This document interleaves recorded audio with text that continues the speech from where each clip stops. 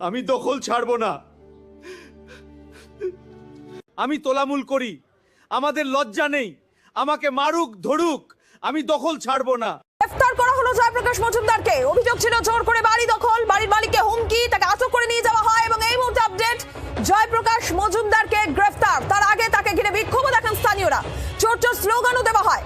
এই মুহূর্তের আপডেট, গ্রেফতার জয়প্রকাশ মজুমদার। জোর করে বাড়ি দখল, বাড়ির মালিককে হুমকির অভিযোগ রয়েছে তার বিরুদ্ধে।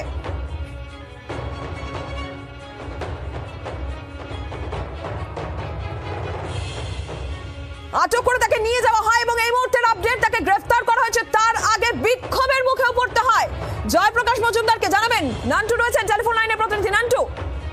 দেখো, তুমি জানি রাখি এই মুহূর্তে যে খবর আমরা পাচ্ছি সেটা হলো যে জয়প্রকাশ মজুমদার তাকে কিন্তু গ্রেফতার করা হলো এবং মূলত যেটা অভিযোগ যে এই জয়প্রকাশ মজুমদার তিনি 2012 সালে এই যে বাড়িটি, সেই বাড়ির দোতলায় তিনি ঘর ভাড়া নেয় এবং 2015 সালে তার এগ্রিমেন্ট শেষ হয়ে যায়।